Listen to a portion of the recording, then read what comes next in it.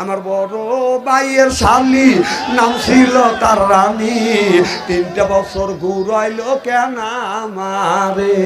আমি সাথে সাথে ওর গানের উত্তর দিলাম, আমি ভালো কইরেই জানি নাই তোর বড় ভাইয়ের শালি এত বড় মিথ্যা কথা কলি রে বেটা, এত বড় মিথ্যা কথা কলি। এখন যা দেখে দরজা খালি ফাটা শব্দ, দরজাও খোলা, খাট আছে, কম্বল আছে, ছেলে নাই নাই নাই 2-3 দিন পরে ছেলে বাইতে ছিল। আমি চিন্তা করলাম ছেলেটা তাহলে বিয়ে করতে চায়, ও তো এই কথার ইঙ্গিতে বোঝা যাও বিয়ে করতে চাচ্ছে, তখন ছেলে তো পড়াশোনা করতেছে, ও তো কামাই রিজিক শেখে নাই।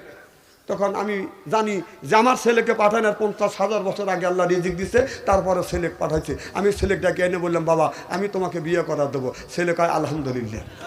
আমি ছেলেকে বিয়ে করা দিলাম, যেই বিয়ে করা দিলাম, বিয়ে করানোর পরেই আল্লাহ ছেলেকে রিজিক খুলে দিল। লাভের সাথে বেটার বউ আমাকে 32 বা 33 আব্বা কয়, আব্বাটাকে আমি ভিড়ি পাইছি। আমি যদি এই ছেলেটাকে বিয়ে যদি না করাইতাম, ওই আর একটা মেয়ে এসে আমাকে আব্বা কইতো, কথা কয় না, কথা কয় না। খালি ছেলেকে বিয়ে দিলাম, ছেলের কাজও হলো, রিজিক খুলে দিল কে? লাভের সে ফিরি ফিরি ভাবে আমি আব্বা ডাক শুনতেছি। এখন বৌমা ধান আব্বা বলে, আত্মা ঠান্টুও আছে না, ঠান্টার অপর নাম ঠান্টু। যারা জ্ঞানীগুণী শিক্ষিত আছে তারাই জানে যে ঠান্টার অপর নাম, যখন ঠান্টার অপর নাম জিকির করো লা ইলাহা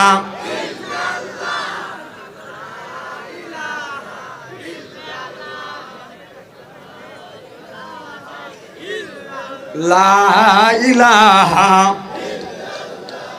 আলা ইলাহা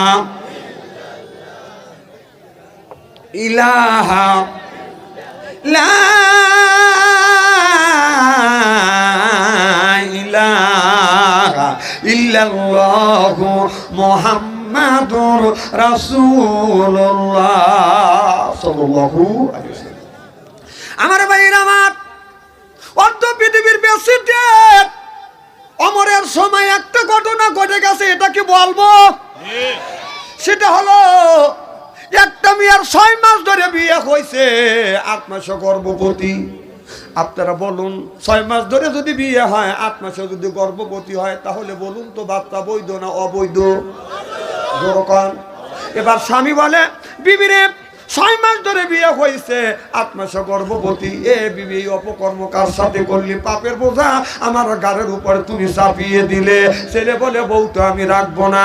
এবার ছেলের মা বলতেছে, বৌমা আমি তোমাকে দেখছি, তুমি এত সুন্দর মেয়ে, তুমি 5 ওয়াক্ত নামাজ পড়ো, রাস্তা দিয়ে যখন হাইটে যাও মারে তখন তুমি বোরখা পরিয়ে যাও।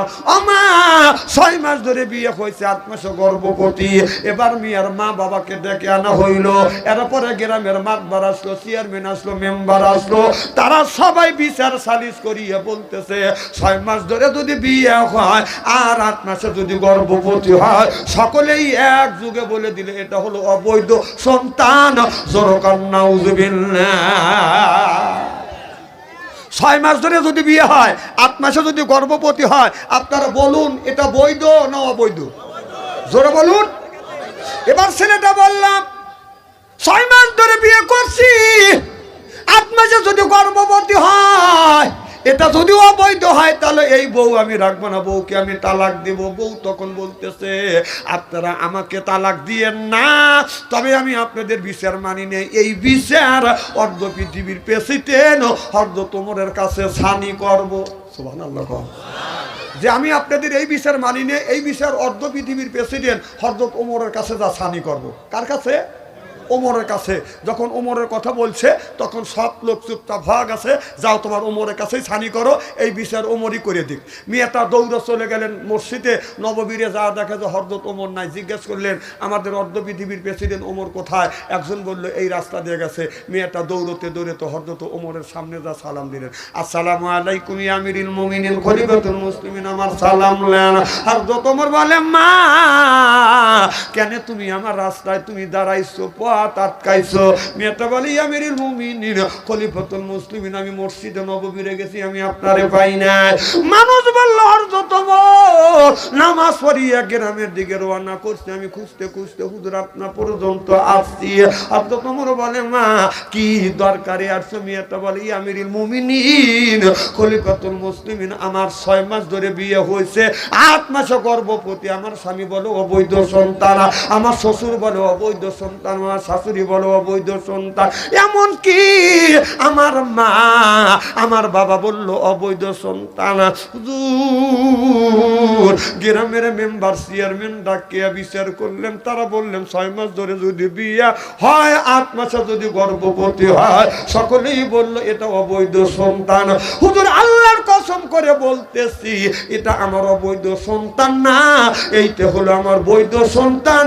চিল্লাকান আল্লাহু আকবার। হুজুর এলাকার সব মানুষ বলল 6 মাস ধরে যদি বিয়ে হয়, 8 মাসে যদি গর্ভবতী হয়, হুজুর তারা বলল অবৈধ সন্তান। হুজুর আল্লাহর কসম করে বললাম এটা আমার অবৈধ সন্তান না, এটা আমার বৈধ সন্তান। হুজুর আপনার কাছে আছে, আপনি বিচারটা সানি করে দেন। হযরত ওমর লোক পাঠা দিলেন আর চিঠির মাধ্যমে ঘোষণা দিয়ে দিলেন আগামীকাল 10 ঘটিকার সময় এই বিচার করা হবে। যেই মেয়েটার 6 মাস ধরে বিয়ে হয়েছে, 8 মাসে গর্ভবতী, এই বিচারটা অর্ধ পৃথিবীর প্রেসিডেন্ট করবে।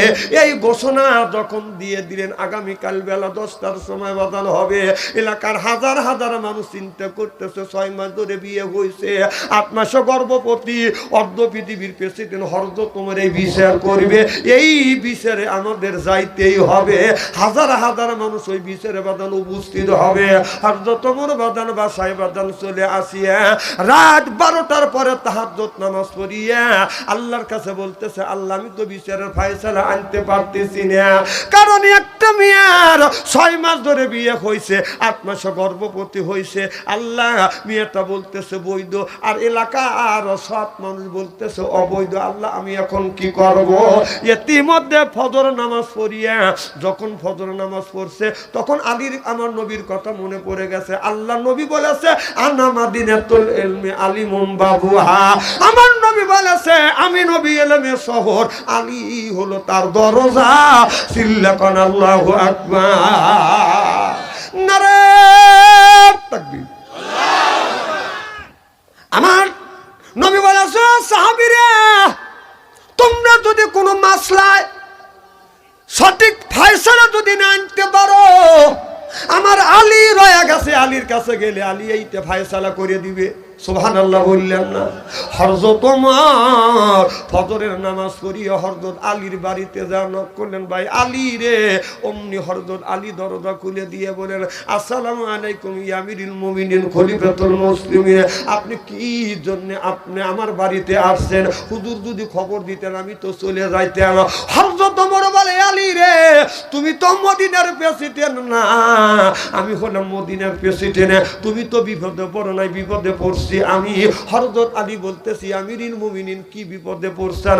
হযরত ওমর বলে আলী আমার রাষ্ট্রের মধ্যে একজন অন্যায় ন্যায় বিচার না পাইয়া, যদি ন্যায় বিচার যদি না পায়, কিয়ামতের ময়দানে আল্লাহর আদালতে আমার নামে মামলা দায়ের করবে।